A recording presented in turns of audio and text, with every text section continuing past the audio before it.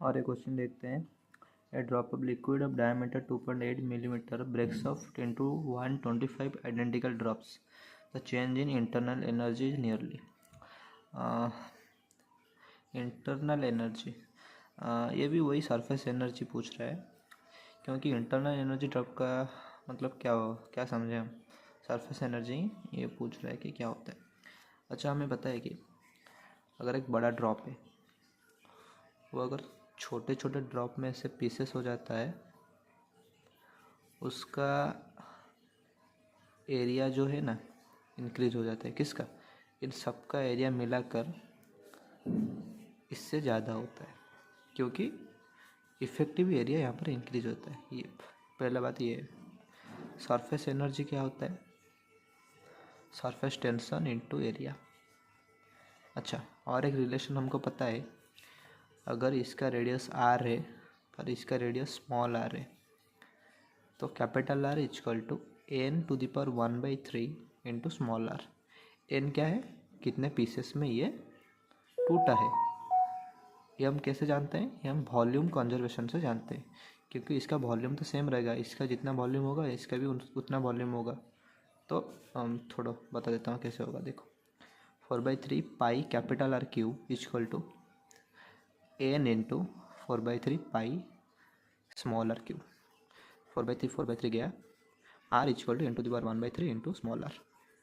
ठीक है, ऐसा आया, रिलेशन आया। ठीक है, अभी जिसका एरिया ज़्यादा होगा उसका सरफेस एनर्जी ज़्यादा होगा। इन सब का एरिया ज़्यादा है तो इसका सरफेस एनर्जी इन सब का ज़्यादा होगा इससे। तो कैसे करेंगे देखो। तो change in surface energy equal to surface energy. अच्छा, इसमें ना बहुत अच्छा क्वेश्चन ऐसे हो चाहिए। इसे दिया है 75 surface tension equal to 75 dyne centimetre inverse. पहली बात ये है, वन न्यूटन। अच्छा, डाइन किसका यूनिट होता है? मतलब सीजीएस यूनिट न्यूटन का होता है। 1 न्यूटन इक्वल टू 10⁵ डाइन। तो 1 डाइन इक्वल टू 10⁻⁵ न्यूटन। ठीक है, अभी हम कन्वर्ट करेंगे इसको अपने मतलब ऐसे यूनिट में। 75 इंटू 10⁻⁵। ठीक है, न्यूटन सेंटीमीटर 10⁵ न्यूटन, और इसमें दिया है सेंटीमीटर इनवर्स। तो सेंटीमीटर इनवर्स मतलब क्या? न्यूटन 10⁻⁵।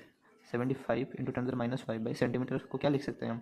10⁻² मीटर। और 75 इंटू 10⁻⁵ न्यूटन पर मीटर इनवर्स। ठीक है, ये बहुत इंपॉर्टेंट है। ये जो हमने किया अभी, यूनिट कन्वर्जन हमने किया अभी, ये बहुत ही इंपॉर्टेंट है, क्योंकि ज़्यादातर बच्चे यहाँ पर गलत कर देते हैं। वो डायरेक्ट ई वैल्यू को पुट कर देते हैं। ठीक है, इसको ध्यान में रखना है। तो आइए देखते हैं सरफेस एनर्जी चेंज क्या होता है। 4 पाई। ठीक है, हम स्मॉल आर को क्या लिख सकते हैं? स्मॉल आर को capital R by N to the power 1/3। ठीक, 4 पाई आर स्क्वायर, क्योंकि स्फीयर का सरफेस एरिया क्या होता है? 4 पाई आर स्क्वायर। तो हो जाएगा R to the power n 1/3 का होल स्क्वायर, और इंटू कितने टोटल बबल्स हैं?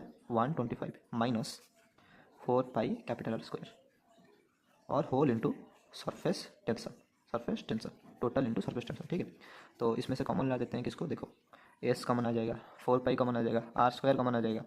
ठीक है, क्या बचा अभी? ये टोटल एन है ना, इसको भी एन लिख सकते हैं। अभी यहाँ पर एन कितना है?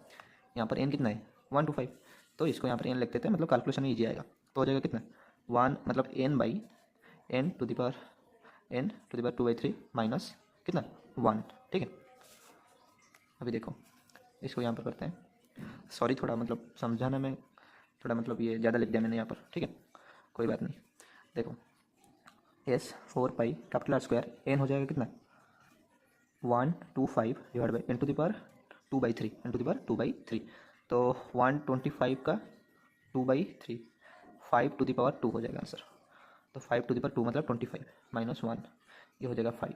मतलब 4 into 4 into 75 into 10⁻⁵ into 22/7 into R कितना है?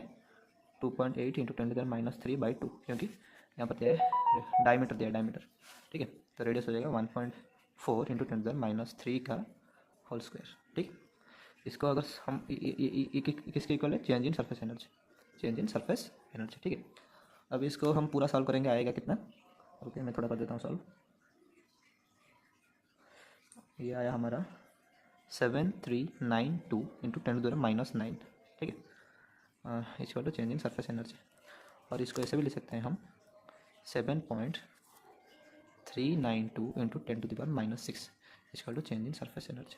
ठीक है, तो ऑप्शन में दिया गया कहीं, और 7.392 को 7.392 कितने हो जाएगा, 7.4 के आसपास हो जाएगा, क्योंकि पूरा इक्वल ही तो है ना। तो 7.4 इंटू 10⁻⁶ ये हो जाएगा हमारा आंसर। ठीक है, थैंक यू, होप आपको समझ में आएगा।